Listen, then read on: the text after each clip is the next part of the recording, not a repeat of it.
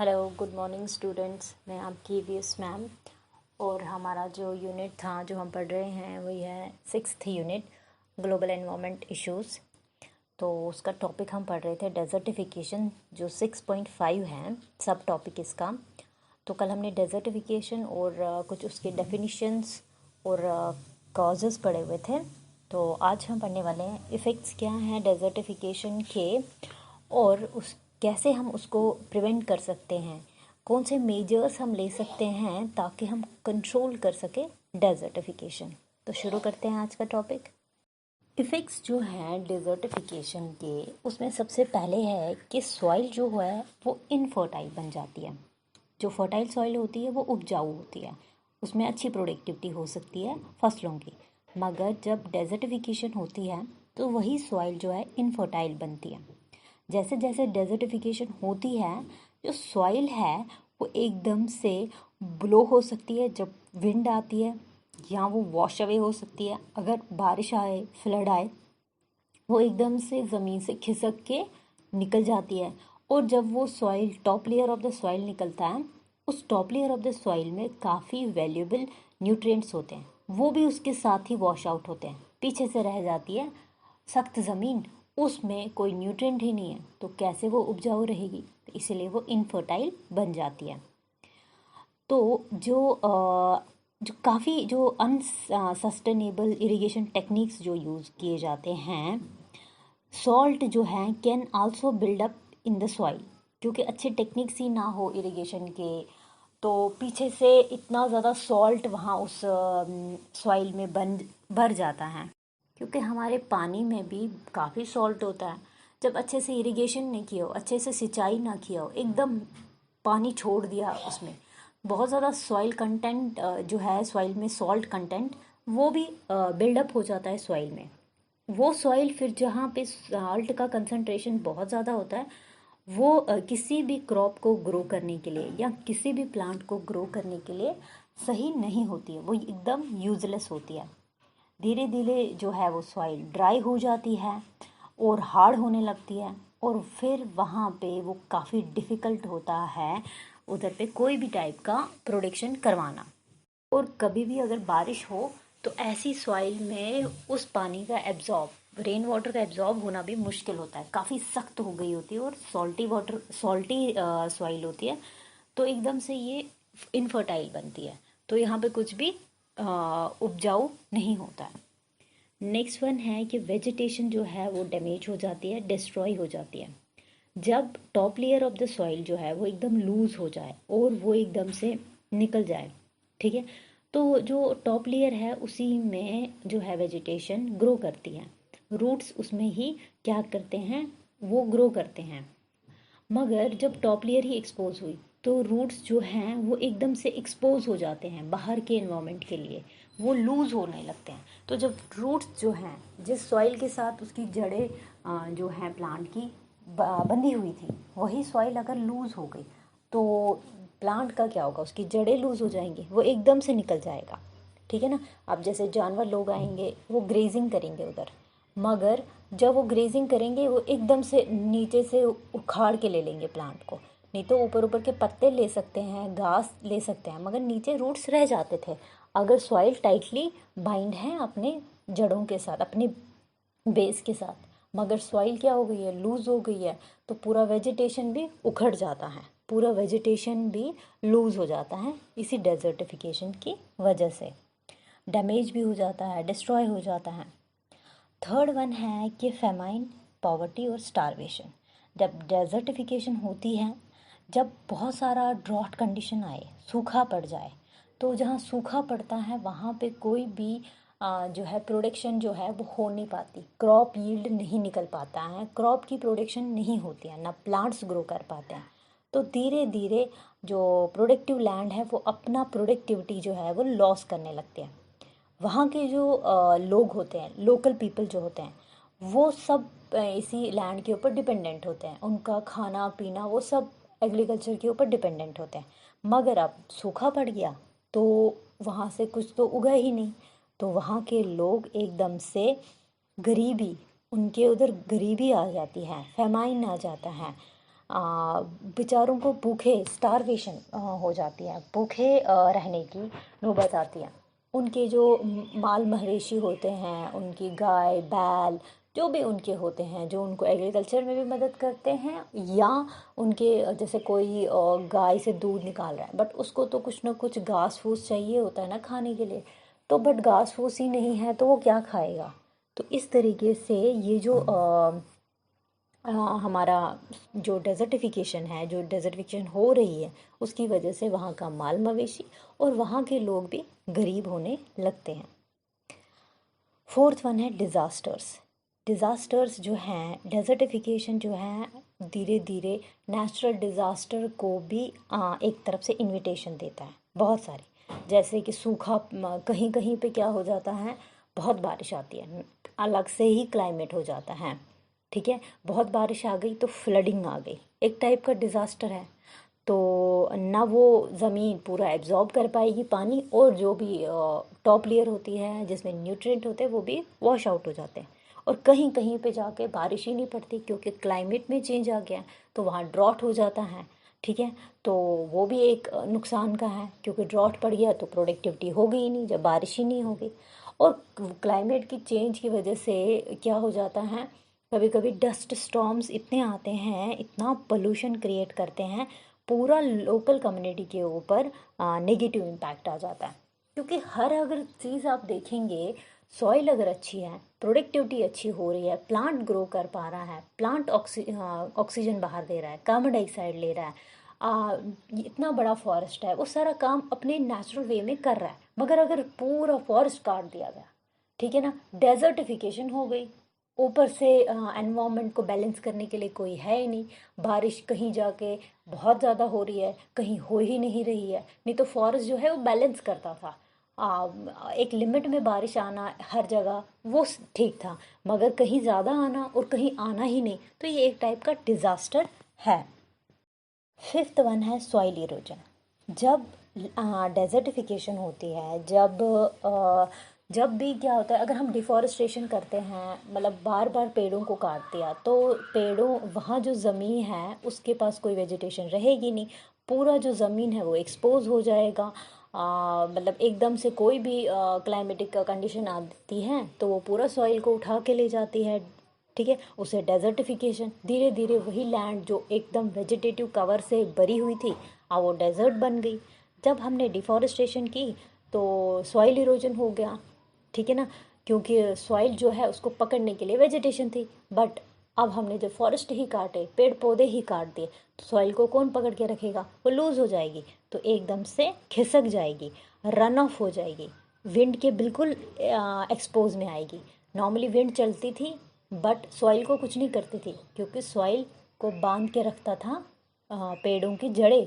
अब पेड़ों की जड़ें ही नहीं है तो सॉइल को कौन बांधेगा, वो तो एकदम एक तरफ से एक्सपोज हो जाएगी। तो धीरे धीरे यही जो प्रोसेस है डेजर्टिफिकेशन की, ये वर्स करती है सॉइल को, और वहाँ पे सॉइल का इरोजन होता है, एकदम से सॉइल खिसक के निकल जाती है, कहीं और चली जाती है, ठीक है। उसके बाद है सिक्स्थ वन, मास माइग्रेशन। जब डेजर्टिफिकेशन किसी एरिया में हुई, अब वहाँ के एरिया के जो लोग हैं वो कहाँ जाएंगे, उनके इर्द गिर्द की पूरी वेजिटेशन ख़त्म, उनके इर्द गिर्द ना पानी का कोई सोर्स है, क्योंकि वाटर बॉडी भी सूख जाते हैं। हर कोई चीज़ तो प्लांट पौधे पे ही डिपेंडेंट है, प्लांट नहीं रहा, ट्री नहीं रहा, तो पूरा क्लाइमेट में इम्बैलेंस क्रिएट होता है, क्योंकि प्रोड्यूसर के ऊपर जब हानि आती है तो वो इम्बैलेंस क्रिएट करता है, वो ज़मीन को भी ख़त्म करने लगता है, हवा में ऑक्सीजन का लेवल भी ख़त्म हो जाता है। जब सब कुछ, पानी का सोर्स भी ख़त्म हो गया, वाटर बॉडी भी सूख गए, जो सॉइल थी उसमें भी न्यूट्रिएंट नहीं रहे, वो भी फर्टाइल नहीं रही, एनवायरनमेंट भी गंदा रहा, तो पूरा का पूरा वहाँ की जो लोकल कम्युनिटी है वो क्या करेगी, वो वहाँ तो रहेगी नहीं, क्योंकि उसको वहाँ का एनवायरनमेंट अब सूट ही नहीं कर रहा है, ना खाना मिल रहा है, तो वहाँ से वो माइग्रेशन करती है, मास माइग्रेशन होती है लोगों की, लोग वहाँ जी ही नहीं पाते हैं, ठीक है ना। और सेवन्थ वन है एक्सटेंशन।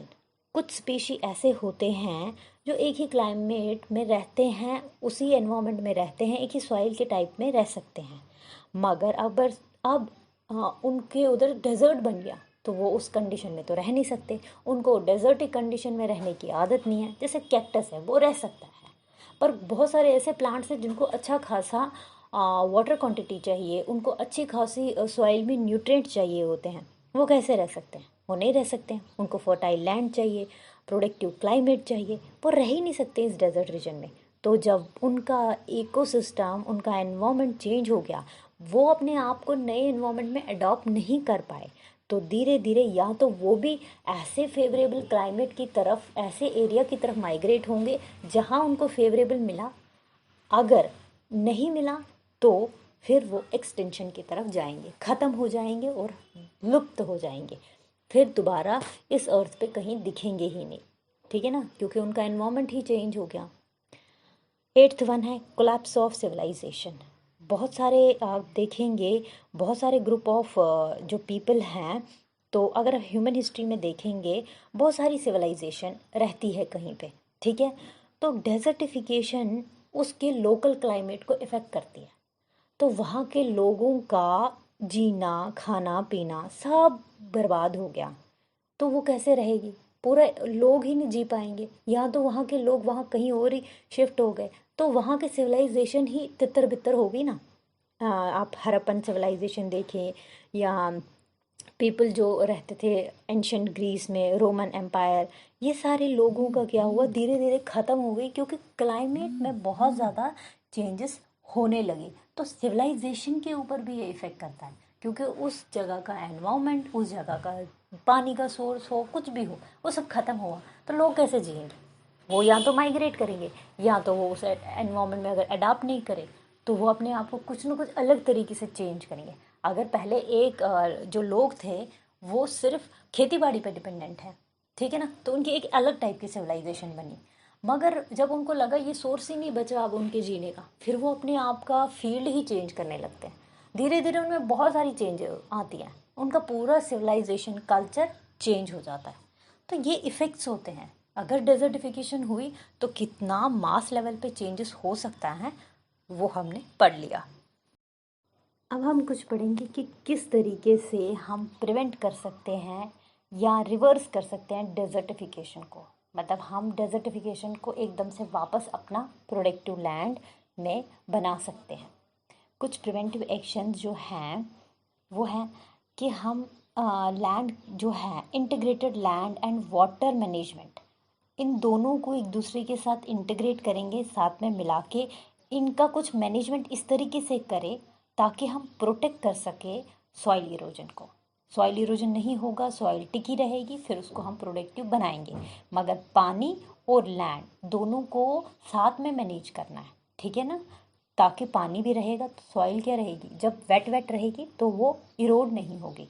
सैलिनाइजेशन मतलब इसमें जो साल्ट का कंसंट्रेशन ज़्यादा हो गया है वो भी कम करने के टेक्निक्स हमें अडॉप्ट करने हैं। और भी बहुत सारी जो फॉर्म्स ऑफ जो डिग्रेडेशंस जो हो रही थी उनको कैसे कंट्रोल करना है वो सोचना है। ठीक है, वो तरीके हमें निकालना है। दूसरा है कि हमें वेजिटेशन कवर को जो लैंड के ऊपर है वो बरकरार रखना है। ठीक है ना, ये एक मेजर इंस्ट्रूमेंट है। अगर वेजिटेशन बनी रहेगी किसी सॉइल में तो वो सॉइल जो है वो कंजर्व होगी, उसको कोई विंड या वाटर का इरोजन कुछ भी नहीं कर सकता है। विंड या वाटर से कुछ भी इरोड नहीं होगा अगर वेजिटेशन कवर उधर पे होगा। थर्ड वन है कि हम लैंड को ऐसे यूज़ करें कि ग्रेजिंग भी हो और फार्मिंग भी हो, क्योंकि जानवर लोगों को भी तो ग्रेजिंग करनी है, मगर ग्रेजिंग भी हो और साथ साथ में फार्मिंग भी हो, दोनों को इंटीग्रेटेड यूज़ करना है। ठीक है, जहाँ पे फेवरेबल कंडीशन मिले, जब ऐसी कंडीशन बनानी है कि जो रिसाइकलिंग ऑफ न्यूट्रिएंट जो है वो काफ़ी एफिशिएंट वे से हो, एग्रीकल्चर सिस्टम इस तरीके से हो यहाँ से ग्रेजिंग भी हो, साथ साथ में फार्मिंग भी हो। अगर हम ऐसे ही फॉरेस्ट में भी देखेंगे, अगर हमें फॉरेस्ट का प्रोडक्ट चाहिए पर हमें पेड़ भी तो लगाने हैं, साथ साथ में पेड़ भी लगाओ, साथ साथ में अगर ये भी करो। ठीक है, और टाइम देना चाहिए, पेड़ को ग्रो करते करते बहुत टाइम लगता है। एकदम से सारे काटने बैठ जाएंगे और लगाएंगे बेशक हम फिर, मगर उसको टाइम भी तो लगेगा, तो इसीलिए एकदम से सारे काटने नहीं है। अगर हम एक पेड़ काटने, हमें उसके बदले 5 ज़रूर लगाने चाहिए। ठीक है, फिर उसके बाद बहुत टाइम के बाद हमें नेक्स्ट काटने का सोचना चाहिए। उसके बाद है जो अप्लाई करें हम एक ट्रेडिशनल प्रैक्टिसेस जो वहाँ लोकली एक्सेप्टेबल हो। मतलब अगर किसी एरिया में रहते हैं, वहाँ के लोग क्या कौन सी टेक्निक्स एक लैंड को बचाने के लिए एक्सेप्ट करते हैं। कुछ मॉडर्न टेक्निक्स ही हमेशा नहीं है ज़रूरी, कुछ लोकली अडाप्टेड, लोकल लोगों के कुछ घरेलू नुस्खे बोल सकते हैं वो हम अडाप्ट कर सकते हैं, ताकि हम लैंड को यूज़ कुछ इस तरीके से करें जो लोकली अडाप्टेड टेक्नोलॉजीज़ हो, उनके हिसाब से हम यूज़ कर सकें लैंड को। लोकल कम्युनिटीज़ जो होती हैं, जो वहाँ के लोग रहने वाले होते हैं, उनको ऐसा मतलब देना है अपॉर्चुनिटी कि वो प्रिवेंट कर सके इस डेजर्टिफिकेशन को अपने तरीके से। वो किस तरीके से इसको ठीक कर सकते हैं, कैपेसिटी ऐसी हो उनके पास, ऐसी अपॉर्चुनिटीज़ दो कि वो मैनेज कर सके ड्राई लैंड को, किस तरीके से वो एज ए रिसोर्स बनाए। अब अगर डेजर्टिफिकेशन हो गया है तो उसको एज ए रिसोर्स कैसे वो यूज़ करे। तो लोकल जो वहाँ के लोग हैं उनको, लोकल कम्युनिटीज़ को ऐसी कैपेसिटी प्रोवाइड करनी है कि वो प्रिवेंट कर सके डेजर्टिफिकेशन को और ड्राई लैंड के रिसोर्स को वो मैनेज कर सके एफिशिएंटली। ठीक है। उसके बाद है कि हमें अल्टरनेटिव लाइवलीहुड्स जो हैं हमेशा ट्रेडिशनल और जैसे कि हमेशा ट्रेडिशनली यूज़ करना है लैंड को, बाय एग्रीकल्चर के लिए ही करना है, हमेशा ऐसा ही नहीं सोचना है। लैंड का हम कुछ और तरीके से भी यूज़ कर सकते हैं जिससे हमारा लाइवलीहुड बच सके। जैसे अगर ड्राई लैंड एक्वाकल्चर, ठीक है ना, या ग्रीन हाउस एग्रीकल्चर, उस तरीके से भी हम बना सकते हैं। आप सबसे पहले देख लीजिए, टूरिज़्म रिलेटेड एक्टिविटीज़ हम उस लैंड पे कर सकते हैं। जो लैंड हमें इस तरीके से मिलती है जहाँ और कुछ हो नहीं सकता, तो हम उसको टूरिज़्म रिलेटेड एक्टिविटीज़ बना सकते हैं, से वहाँ के लोगों की इनकम भी बढ़ेगी। ठीक है ना। तो एक लैंड का अगर यूज़ उस तरीके से नहीं हो रहा है जिस तरीके से वो पहले यूज़ होती थी, बट हम उसको कुछ और तरीके से यूज़ कर सकते हैं। एक्वाकल्चर कर सकते हैं वहाँ पे हम, मतलब पानी का तालाब बनाए आर्टिफिशियली, फिर उसमें फिशेस डाले, फिर उसके बाद वहाँ से फ़िश, मतलब एक तरफ से तो हम कल्चर कर रहे हैं। तो ग्रीन हाउस एग्रीकल्चर होता है, एक छोटा सा वो बना दिया जाता है, वो आपने वो देखा होगा, एक टेंट जैसा होता है ग्रीन कलर का, उसके अंदर पेड़ पौधे लगा दिए जाते हैं। मतलब वैसे टाइप की हम कर सकते हैं। अगर हम बहुत ज़्यादा ह्यूज एनॉर्मस अमाउंट में नहीं करेंगे, छोटे अमाउंट में कर सकते हैं। टूरिज़्म, कुछ ऐसी चीज़ें बना सकते हैं जो टूरिस्ट वहाँ आके अट्रैक्ट हो, वहाँ जाएं। ठीक है। और हम इकोनॉमिक अपॉर्चुनिटीज़ जो होती हैं in dry land urban centres में, वो ज़्यादा होती है। हम इसमें फैक्ट्रीज़ लगा सकते हैं। अब ये तो हमारे प्रोडक्टिव लैंड के काबिल नहीं है, तो हम इसमें फैक्ट्रीज़ भी कुछ लगा सकते हैं, कंस्ट्रक्शन काम कर सकते हैं, इधर से रोड्स निकाल सकते हैं, ताकि हमारी एक इकोनॉमिक अपॉर्चुनिटीज़ जो इस ड्राई लैंड में है वो अपनी बरकरार रहे। कुछ मेजर्स हैं जो कंट्रोल कर सकती हैं डेजर्टिफिकेशन को। उसमें सबसे पहले आप देखेंगे एफॉरेस्टेशन। हमने डिफॉरेस्टेशन सुना है कि पेड़ों का काट देना, ठीक है ना, फॉरेस्ट को एकदम से डिफॉरेस्ट करना, बिना फॉरेस्ट के रखना। एफॉरेस्टेशन मतलब फिर से पेड़ लगाना। ठीक है। अगर कोई काट दिए गए हो, हम फिर से पेड़ों को लगाएंगे, फिर से जंगल बनाएंगे। ठीक है। इससे क्या होता है, जो सॉइल है उसका जो ग्रास है वो सब बाइंड करके रहेगा। ठीक है। वो जो पेड़ों के रूट्स होते हैं वो इस सॉइल को बाइंड करके रखेंगे और चेक करेंगे सॉइल इरोजन को होने ही नहीं देंगे वो, क्योंकि वो बाइंड करके रखेंगे। ना फ्लड आएगा, ना वाटर लॉगिंग होगी। ठीक है। तो क्योंकि बहुत सारे एरिया में मैसिव डिफॉरेस्टेशन हो रही है, मगर अगर हम रिप्लांटिंग ऑफ ट्रीज करते हैं उसकी वजह से डेजर्टिफिकेशन रुकेगा। क्योंकि सबसे मेन कारण जो है डेजर्टिफिकेशन का वो है डिफॉरेस्टेशन। पेड़ कट गए हैं, हम अपने फ़ायदे के लिए पेड़ काट रहे हैं, इसी वजह से डेजर्टिफिकेशन हो रही है। अब हम रिप्लांटिंग करेंगे, एफॉरेस्टेशन करेंगे, उससे क्या होगा, डिफॉरेस्टेशन भी बचेगा, डेजर्टिफिकेशन भी नहीं होगी। डिफॉरेस्टेशन जब होगी और वहाँ पे बायोडाइवर्सिटी भी काफ़ी होगी, बूस्ट मिल जाएगा। ठीक है ना, बूस्ट मिलेगा हमारे ग्रीन एनवायरनमेंट को। तो सबसे पहला टेक्निक यही है, एक कंट्रोल मेजर यही है कि हमें एफॉरेस्टेशन करनी है। दूसरा है वाटर मैनेजमेंट।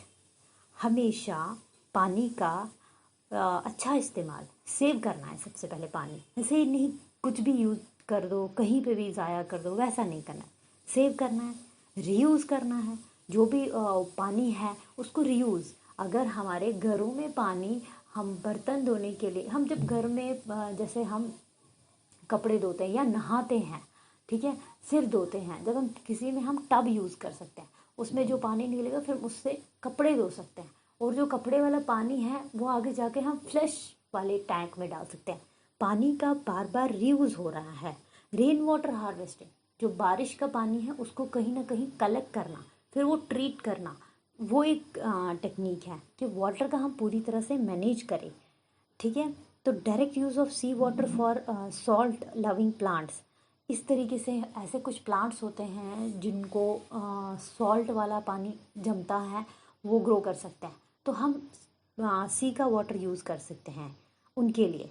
तो पानी का पूरा मैनेजमेंट होगा तब जाके हमारी सॉइल भी अच्छी रहेगी। एकदम से वेट रहेगी, वेट रहेगी तो डेजर्टिफिकेशन होगा ही नहीं, ठीक है।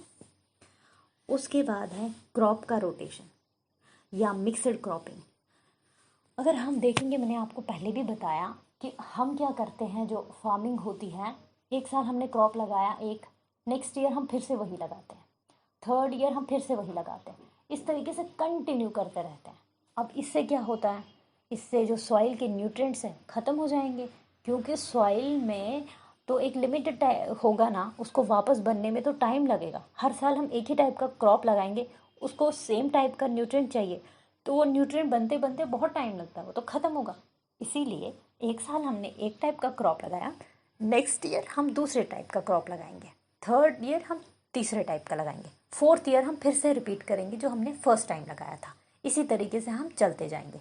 इससे ये होगा कि जो एक क्रॉप है उसका न्यूट्रिएंट रिक्वायरमेंट डिफरेंट होता है as compare to second crop से, उसका दूसरा होता है। इससे जो न्यूट्रिएंट जो सॉइल के होते हैं वो बराबर यूज़ होते हैं और बचे भी रहते हैं, और उनको रिन्यू होने के लिए टाइम भी मिलता है। और मिक्सड क्रॉपिंग में क्या होता है कि हम आप देखेंगे मुट्ठी में आप ले लीजिए बहुत सारे क्रॉप्स, जो बहुत सारे दाने ले लीजिए अलग अलग क्रॉप्स के, उनको लैंड में डाल दीजिए, ठीक है। उससे अलग अलग फसलें मिलेंगी। एक तो हमें अगर कोई फसल नहीं भी उगती है, एक वाली तो उगेगी क्योंकि हमने मिक्स सबके डाला हुआ है, एक ही क्रॉप तो नहीं डाला हुआ है। इससे हमें अलग अलग क्रॉप के अलग अलग न्यूट्रिएंट्स भी यूज़ हो जाएंगे थ्रू सॉइल से, एक ही के ऊपर प्रेशर नहीं बिल्ट होगा। दूसरा, अगर सॉइल में एक क्रॉप आज उगा, नहीं उगा, कोई उगा, तो हमें नुकसान भी नहीं होगा क्योंकि हमने मिक्सड क्रॉपिंग की हुई है। इससे जो सॉइल की फर्टिलिटी है वो भी इम्प्रूव हो जाती है और प्रोडक्शन भी हमें बहुत अच्छी मिलती है, क्योंकि हम एक तो क्रॉप की रोटेशन भी कर रहे हैं और मिक्सड क्रॉपिंग भी कर रहे हैं। हम बहुत सारे क्रॉप्स को मिला के, उनकी जो दाने हैं मिला के डाल रहे हैं, तो हमें अलग अलग, एक ही ज़मीन पे हमें अलग अलग फसलें बहुत सारी मिलेंगी। नहीं तो हमें एक ही ज़मीन पे एक ही फसल मिलती थी, पर मिक्सड क्रॉपिंग से हमें एक ही ज़मीन पे वैरायटी ऑफ फसल्स मिलेंगी, ठीक है, जिसकी वजह से बहुत सारी पॉपुलेशन को फ़ायदा ही मिलता है। अब इसके बाद है फिक्सेशन ऑफ सॉइल। डेजर्टिफिकेशन को हम चेक कर सकते हैं बाय आर्टिफिशियल बंड्स। हम इर्द गिर्द क्या करेंगे, एरिया को कवरिंग करके रखेंगे, बंड लगा देंगे, किससे, with a proper type of vegetation से कवर करके रखेंगे। उससे जो है वो सॉइल जो है फिक्स हो जाएगी, ठीक है। अब जब ये सॉइल फिक्स हो गई, यहाँ पे पता है कि अब अगर कोई भी विंड या वाटर का आएगा, बट यहाँ पे इस सॉइल को हमने ग्रो करवाया है, इसको हमने प्रोडक्टिव बनाने के लिए इसकी fixation through proper type of vegetation, जो कोई भी विंड या वाटर का जो फ्लो है वो होल्ड कर सकती है, ठीक है। तो वो सॉइल बची रहेगी। जो ज़्यादा वर्नेबल थी, जो डेजर्टिफिकेशन बनने वाली थी, हम उसको फिक्स करते हैं थ्रू प्रॉपर वेजिटेशन, ठीक है। हम सैंड फेंसेस भी कर सकते हैं, शेल्टर बेड्स, वेड लॉट्स, विंड ब्रेक्स, ये सारी चीज़ें यूज़ कर सकते हैं, ताकि इतना ज़्यादा जो विंड का फ्लो आ रहा है, वाटर का फ्लो आ रहा है, उसको हम रास्ते पे ही रोके और इस सॉइल तक ना पहुँचे। इस सॉइल को फिक्स करके आप एक टाइप की बाउंड्री बना सकते हैं, ठीक है। एक आर्टिफिशियली बंड बनाएंगे, उधर तक किसी चीज़ को पहुँचने नहीं देंगे। उस तरीके से फिक्सेशन हो सकती है सॉइल की। उसके बाद है enrichment and hyper fertilising of soil through planting. अब इसमें क्या है कि हमें प्लांटिंग करनी है ट्रीज़ की, पेरिनल्स की और लिग्यूमिनस प्लांट्स की। प्लांटिंग ट्रीज़ तो पता ही है, ट्री को प्लांट करना। पेरिनल्स वो टाइप के प्लांट्स होते हैं जो बहुत सालों साल चलते हैं, काफ़ी साल तक वो चलते हैं, थ्रू आउट द ईयर वो ग्रो करते हैं, ठीक है। और लिग्यूमिनस प्लांट्स वो होते हैं जिनके नीचे जो आप पी प्लांट्स देखेंगे जो मटर के होते हैं। अब जो ये ट्रीज़ और पेरिनियल प्लांट्स जो होती हैं ये थ्रू आउट द ईयर रहते हैं, लगभग 2 साल तक। इनकी वजह से डेजर्टिफिकेशन रुक जाती है और ये प्रिवेंट कर सकते हैं इरोजन को। पेरिनियल जो है ये सिर्फ सॉइल इरोजन या प्रिवेंट नहीं करता इरोजन को, ये क्या करता है, ये सिर्फ इतना ही नहीं करेगा, ये आगे जो नाइट्रोजन है हमारे एटमॉस्फेयर में उसको भी हमारे अर्थ में फिक्स करने में काम देता है। और ये क्या करता है, जो वीड्स होते हैं, वीड्स जो होते हैं फसलों में जिसके लिए हमें हर्बिसाइड्स जो हैं लाने पड़ते हैं उनको ख़त्म करने के लिए, ये उन वीड्स को भी ग्रो नहीं करने देता है, ये उनको भी ख़त्म कर देता है।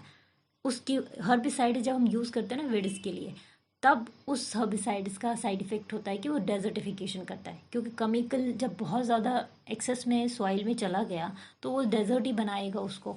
तो ये उस पेरिनियल जो है ये इनवेड्स को ग्रो ही नहीं करने देता है, ठीक है। और लिग्यूमिनस प्लांट्स भी क्या करता है, ये नाइट्रोजन को एक्सट्रैक्ट करता है हवा से और फिक्स कर देता है सॉइल में, जिसकी वजह से सॉइल में अच्छा खासा नाइट्रोजन अवेलेबल रहता है प्लांट के लिए। और जो सॉइल की जो फर्टिलिटी है वो भी मेंटेन रहती है, क्योंकि प्लांट अच्छे से ग्रो करेगा, अच्छा नाइट्रोजन उसको मिलेगा, बाकी न्यूट्रिएंट्स भी उसको मिलेंगे। तो हमेशा ऐसे प्लांटिंग करनी है, ऐसे प्लांट्स हमें डालने हैं जो कल को सॉइल को एनरिच भी करे, फर्टिलिटी भी बना के रखे। तो ये कुछ मेजर्स थे जो कंट्रोल मेजर्स है डेजर्टिफिकेशन के। इसी के साथ आपका 6th चैप्टर होता है ख़त्म।